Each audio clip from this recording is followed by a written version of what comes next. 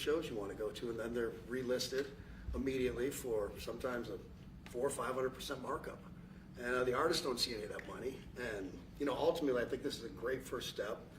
I would love down the road if there would be some legislation that we could actually put a cap on the resale of tickets. And I'm a capitalist and a deregulation guy, but they've tried this in some places in Europe, and it seems to be the only thing that's us as artists be able to get the tickets into the hands of the fans at the prices we set. I'll be the first one to say, and I know the president doesn't like when I say this, but I'm a little overpaid right now.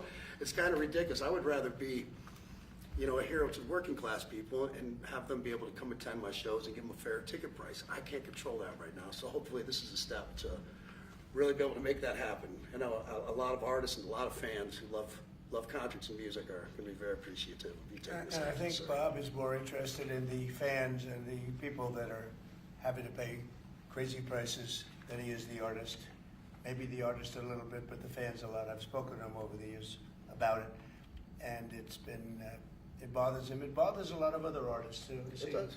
the artists, and they go out with $100 ticket and it sells for $2,000 the following night, and they seem to be able to sweep up the best locations too, which is pretty amazing. So They've only enforced that Bots Act one time, I believe. Yeah. A couple years ago in New York City, I think we got a $2 million fine, and that's the only time they've enforced that act. And who's the primary culprit? Who sells these tickets?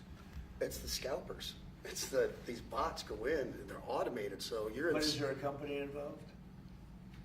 You might not want to No, say. no. Well, there's reselling markets. Yeah. I think I know, Peter. But that's all right. Don't get them involved. Maybe What company do you think it is? Maybe they're more innocent than we think.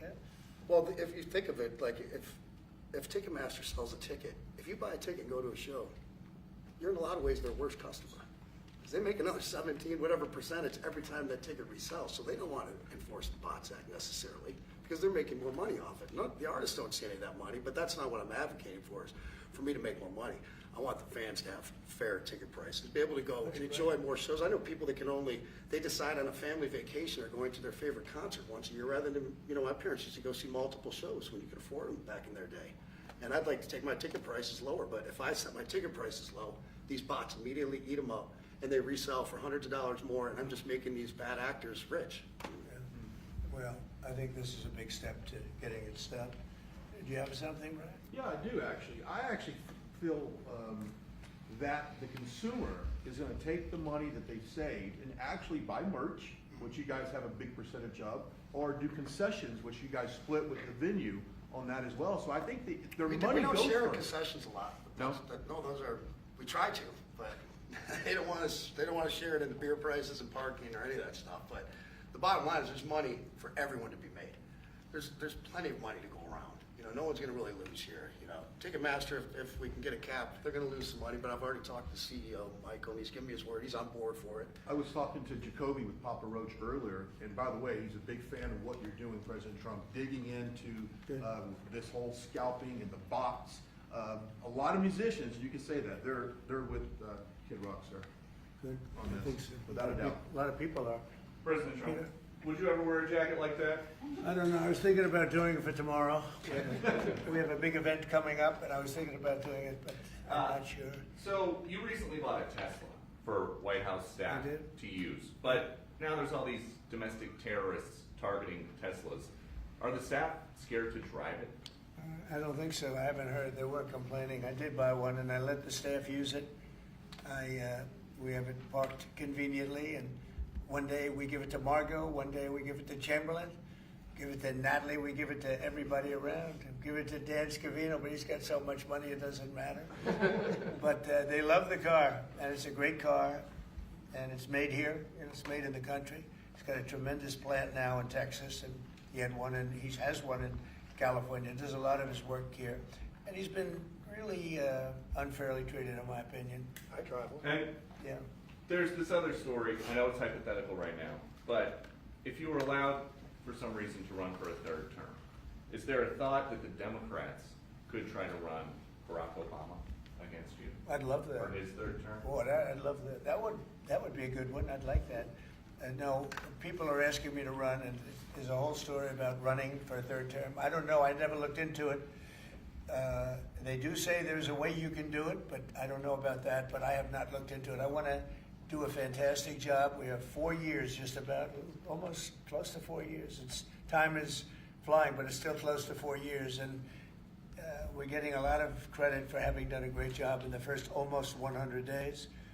And we have some big things we're going to be announcing over the next 2 days, and you know very well, Peter, and I think it's going to be something that's going to bring a lot of wealth back to our country, tremendous wealth back to our country, actually. And other countries are understanding it because they've been ripping us for 50 years longer, but they've been ripping us off for years, right from the beginning. And I think this is going to be an amazing, I call it a lot of different names, but it's really, in a sense, it's a rebirth of a country, because how we could have afforded to do what we did, we help everybody, and they don't help us. I really, the term I like best probably is the liberation of America. It's the liberation of this country, because it's incredible. Look, we have 36 trillion in debt for a reason, and that accumulates over a long period of time.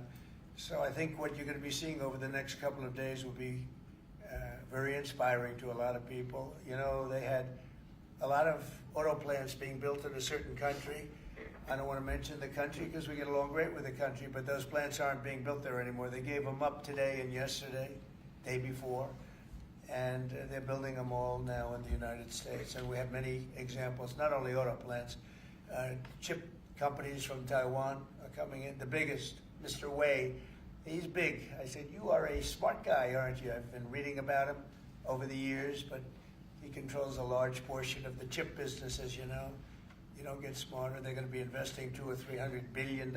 Apple's investing $500 billion. You know, they always built their places in China. Now he's building here.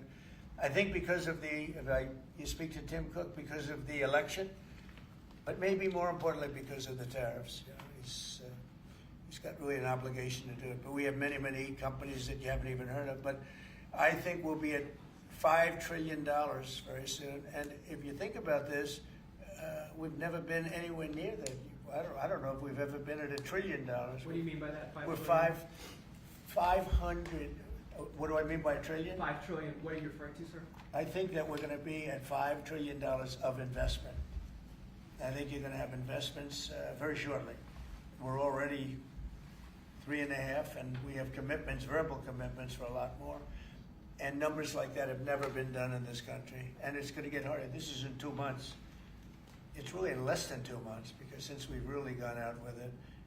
And we have other interesting things happening. But to me, the whole tariff situation, and essentially they've done that to us for many years. So if we're anywhere near 5 trillion in 2 months, this could be numbers like the country's never seen. And every time you hear a dollar spent, that's another job, because the jobs are coming with it. So auto plants, chip plants, pharmaceuticals, lumber coming in. We have things happening in this country. I'm not sure that they've ever seen it. Steel, you know, we have tariffs on steel. They've been here for a while. Steel and aluminum. Nobody's ever seen anything like we're witnessing now. Nobody's ever seen anything. Most of you agree with that. I mean, it's nothing much you can't agree with. We have things happening in terms of jobs and investment, the likes of which I don't think we've ever seen. If you look at, let's say, $4 to $5 trillion in a period of a month and a half, that's even more than you do with your concerts, which are always sold out, right? Nobody's ever seen numbers. And think of it, where Apple's at $500 billion, as I said, but they always used to spend that money in China. Now they're spending it here. That means they're going to build. Now, they don't have any tariffs. Remember, there are no tariffs if you do your product here, if you build whatever it is in the USA. One of the things we're also trying to get is if you buy a car that was built in the USA, you get a deduction on interest.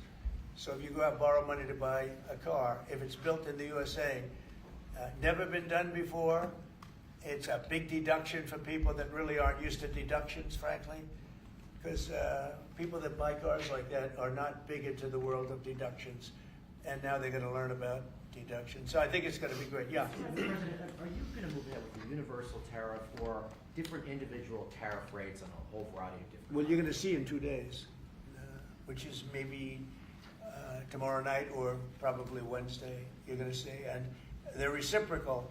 So whatever they charge us, we charge them, but we're being nicer than they were. We have a lot of countries, friend and foe. I always say friend and foe, but the friend in many cases is worse than the foe. They took advantage of us, and we are going to be very nice by comparison to what they were.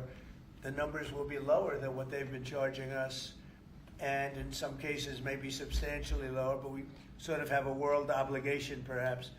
But we're going to be very nice. Relatively speaking, we're going to be very kind. Mr. President, you met with the chairman. Somebody said that about me the other day. He said, who doesn't know me very well, they said, "You're such a kind person." And I said, "Say that again." They said, "You're a kind person." I said, "I've never heard that before."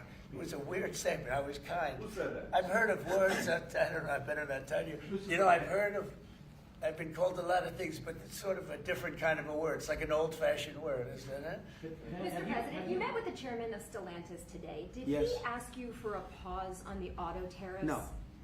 What was that meeting about? Just about some of the problems they have with the environmental, which we're going to clean up. Have any of the automakers? We're going to probably go back to 1920. If you look, we're going to go back probably to a 2020 standard. So we'll have 2020 standard, and that's just a few years ago.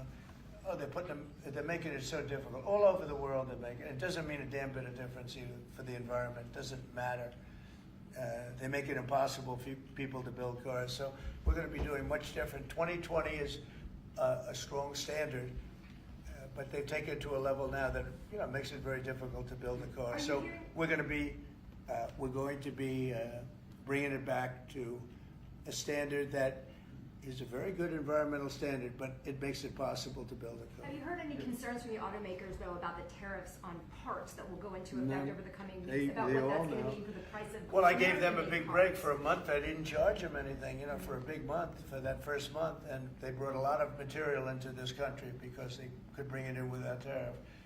If you look at Canada and Mexico, they were driving hundreds of thousands of cars into the market because they avoid the tariffs by doing it before the tariffs go on, which would be Wednesday. And I saw some of your shows where cars are lined up for miles and miles. Some of them didn't have fenders on them. Some of them didn't have the roof on yet. They're driving it in brand new. They're driving it in because they want to avoid the tariffs. I let them have that. They sort of took advantage of it because, that wasn't part of the deal, but that's okay. Are there any They're countries- great American car companies, and so I gave them a little break on that. Yeah. Are there any countries that you're not targeting on Wednesday? Well, it depends. I said it's reciprocal. Not everybody has made a fortune, but almost everybody has, but not everybody. And the ones that haven't, we're going to be very nice to them. And on a separate issue, Because that word reciprocal is very important. What they do to us, we do to them. Okay. Can I just ask you briefly on President Putin? You said over the weekend, or indicated over the weekend, some frustration with him. How serious are you about imposing oil sanctions on No, I Russian want oil? to see him make a deal so that we stop Russian soldiers and Ukrainian soldiers and other people from being killed. But mostly it's Russian and Ukrainian soldiers. They're losing at least 2,500 human beings, beautiful human beings, a week.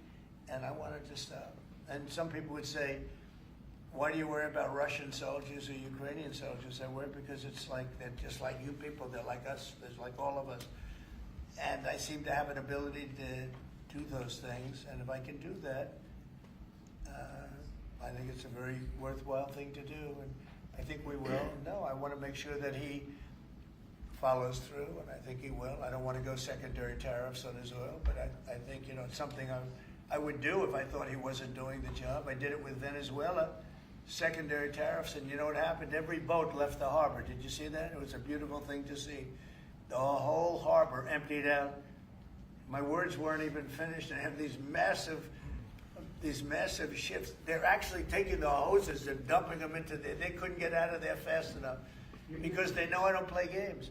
So I think he's going to live up to what he told me, and I think he's going to fulfill his part of the deal. Now, then you have Zelensky, and hopefully he's going to live up. I see he's trying to renegotiate the rare earth. We did something because as you know, the Europeans get paid back the money that they gave, and we don't, because Biden is an incompetent president.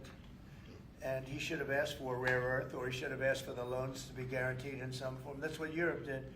Europe is in for probably $100 billion, and we're in for $350 billion. So we're in for more than 3 times. And now you could make it a little bit less than that, but it doesn't matter, whatever the number. We're in for substantially more than Europe. We could be in for $350 billion. They have no idea because Biden wasn't a good bookkeeper except for himself. And what happens is we made a deal for rare earth. It was all done. And I heard through you, I haven't spoken to them yet, but through you I heard that they're now saying, well, I'll only do that deal if we get into NATO or something to that effect. Well, that was never, number one, discussed. Number two, I think it's going to be long before Putin, they said you're not going into NATO. And it could be, that's probably the reason the war started, actually. We're hours away from a very special election. Wisconsin, Florida. I want to share your thoughts on Republican voters to not sleep on this. Yeah. 2 very important races to go. Well, it's a big race, Supreme Court race in Wisconsin. It's taking place essentially as you know, it was early voting, so we'll see what happens. It's a big race. I love Wisconsin. We won Wisconsin. Republicans typically don't do very well in Wisconsin, but I did. I actually won it twice. I actually probably won it 3 times to be exact. We played their side. Not probably. I won it 3 times. We had a rigged election the second time, but that's, you know, one of those things. We had to make this one too big to rig. Would you agree with that, Brian? Yes, Too sir. big to rig? Yes, sir. So anyway, but yeah, there's a big race, and I hope you get out and vote for the Republican. The woman is a radical left lunatic, and let's see who wins. But the woman will be very bad, and you know, Wisconsin's a big state politically, and the Supreme Court has a lot to do with elections in Wisconsin. So if whoever it is that's running, including, you know, even Senate races, etc., but whoever it is in 4 years that runs, having Wisconsin is a very big, you know, we won it early and big, but winning Wisconsin's a big deal. So therefore, the Supreme Court choice is the one you're talking about right now. It's a big race. It's going to be announced fairly shortly. President Trump, on TikTok, big week of deadlines. You got Liberation Day and the TikTok deadline. Yeah, is this we week. do, which I can extend if I want, but we have a lot of enthusiasm for TikTok, for buying it. I think TikTok is good. I used it I was a great TikTok guy, and we won by 36 points, the youth. You know, we won the youth, which Republicans don't do. Maybe it's because Kid Rock likes Trump, I don't know, but we won the youth by 36 points, and I attribute some of that to TikTok. Is the TikTok deal, the negotiations now, tied to a bigger tariff deal with China? No, but you know, it could be. I mean, you know I've used tariffs for lots of different reasons, but I could see, you know, 1 point in tariffs with China, a big country, would be probably worth more than all of TikTok, as valuable as TikTok is. It's big stuff. So there's a great example. That's a great question, actually. I'm a very flexible person. I could use that for that. Like, maybe I'll take a couple of points off if I get approvals for something. I haven't done it. Maybe I'll do it, maybe I won't. But it's a very good question. Peter, you're very good. Thank you. You'll love this one. Go ahead. I can It's not front page news, but I am just curious. What is your thought about Tiger Woods now becoming part of the broader Trump family?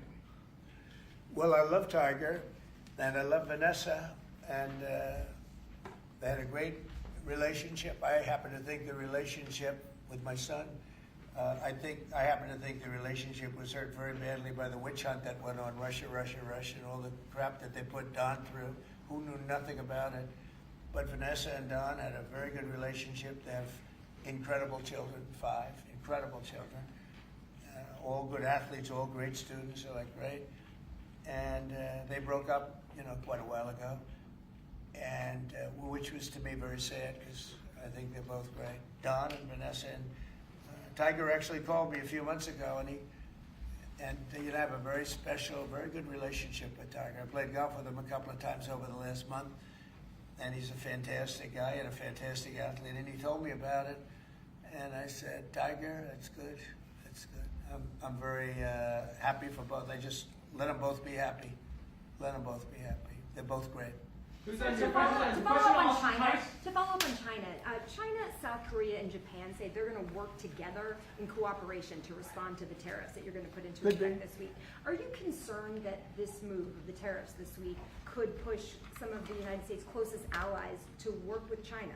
No, I'm not worried about it. I'm not worried about it, yeah. Mr. President, can I ask you I about think they have a something? chance of doing better, actually, with the tariffs. It could actually help them in a certain way. And I think a lot of them will drop their tariffs because, you know, they've been unfairly tariffing the United States for years. And if you look at the European Union on cars, the European Union already dropped their tariff down to 2.5%. It was announced a couple of days ago, which is what which is a very small tariff. The United States charged very little. And I think I heard that India just a little while ago is going to be dropping its tariffs very substantially. And I said, why didn't somebody do this a long time ago? A lot of countries are going to be dropping their tariffs.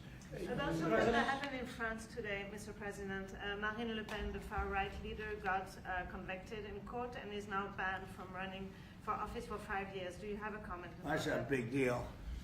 That's a very big deal. I know all about it, and a lot of people thought she wasn't going to be convicted of anything, and I don't know if it means conviction, but she was banned for running for 5 years, and she's the leading candidate. That sounds like this country. That sounds very much like this country. Okay, anybody else? You've been presented with a bunch of proposals for tariffs by your advisors that were talking about that idea publicly. And who? That your advisors have presented ideas They to you do. about Oh, yeah. about tariffs and what to do in the next few days. Have you settled Well, on you're any- going to see, I've settled, yeah, a long time ago. Yeah. But we talk about it. We talk about it a lot. We want to do what's right for the country and even the world. You know, it affects the world, not just this country. This has been the piggy bank for the entire world. So it really does affect the world, and that's important to me also, yeah. Yes, Mr. President, in the past you have said that you want the quick return of Austin Tice, a Marine Corps veteran and a journalist who went missing in Syria over 12 years ago. Yeah. Have efforts been made to locate Austin Tice been extended beyond Syria, including potential leads in Iran? And do you have plans to get in touch with Ms. Deborah Tice, the mother of Mr. Austin Tice? And also at the same time, organizations like Hostage Aid Worldwide have been on the ground in Syria searching for Austin Tice for many years. Can I get your comment on the future, potential future plans to locate Austin Tice and to bring him home finally? So we've been looking, as you know, for Austin for years. I don't know about Biden. I don't think Biden was looking for anything, but we were. And there's been virtually no sign, you know that. There's been no sign of Austin. An incredible young guy. Be less young now. I mean, it's been a long time. It's been many, many years. The mother is fantastic. She's a very committed mother that her whole life is to find her son, who was in Syria and just disappeared off the face of the earth. So, you know, a lot of bad things happen. But we're always... You know, we will never, until we find out something definitive, one way or the other, we'll never stop looking for him. But we have been, and the response, it's just a lot of dead ends. He's been gone for a long time. The problem is there's never been a sighting. You know, sometimes you'll have somebody you're looking for him and there's a sighting. There's never been a sighting of Austin, but we are out there and we have great respect for his family and for his mother. She's been unbelievable.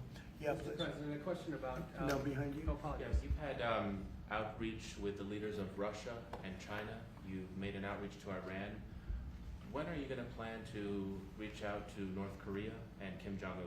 Anytime in the near future? Well, I do. I have a very good relationship with Kim Jong-un. Now, you people hate to hear that, but it's very important. I got along with him fantastically, as you know. It started off very rough, very nasty. Little rocket man, the whole thing was a nasty deal. And then one day we got a call that they'd like to meet. We met. We have a great relationship. And yeah, we have, there is communication, yeah. Mr. I President, think it's very important. You know, he's a big nuclear nation, and he's a very smart guy. I got to know him very well. Remember, I put my foot across the line, and then I walked across the line. I don't know if Secret Service was thrilled with that. They actually wasn't. They were not too thrilled. But I have a very good relationship with him. Yeah, we'll probably do something at some point. Yeah, please. Jeff. Who's on your short list, Mr. President, to replace Elise Stefanik as U.S. Ambassador to the UN?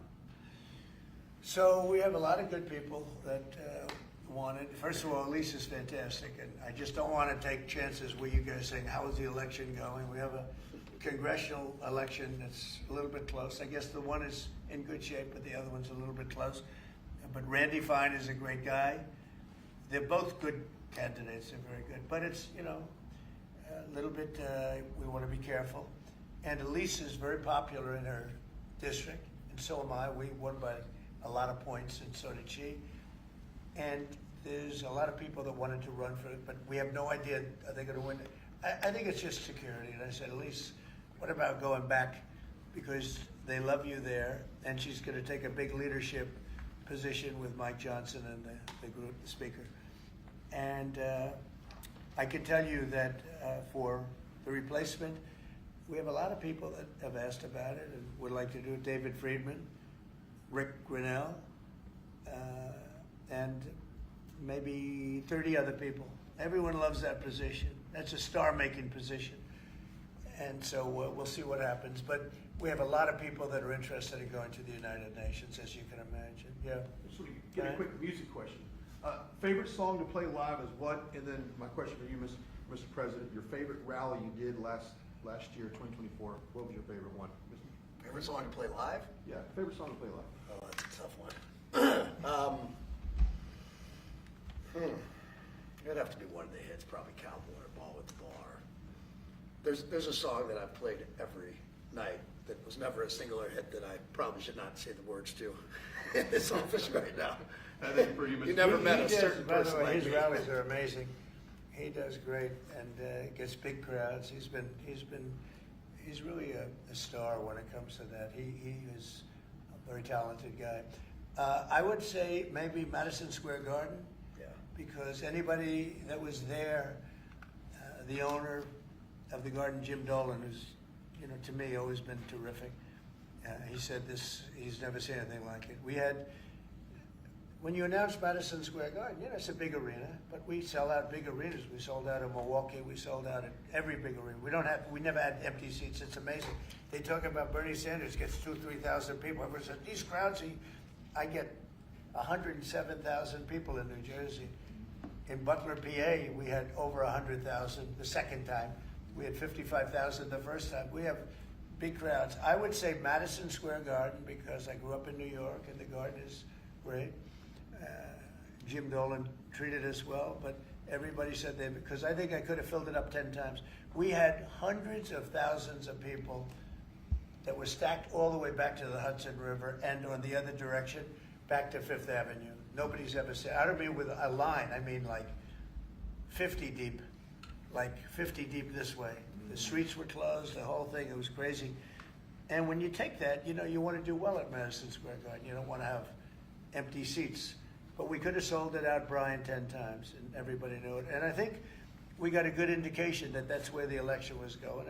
And we won every swing state, and we won by millions of votes. It was a great election, yeah. Mr. President, the U.S. military transferred 17 individuals to El Salvador overnight. Did you discuss with your team whether these deportations would run afoul of any recent court orders? No, I do want to thank, however, the president. He has been unbelievable and, in relation to us. But I think that our people have done an incredible job. I got elected on the basis of getting bad people out of our country that shouldn't be here, very dangerous people out of our country. And that's what I did. And then you have a judge that wants to take over. And I can't imagine it can be allowed. If it was up to him, they'd all be put back in our country. These are killers. These are drug lords. These are really bad people.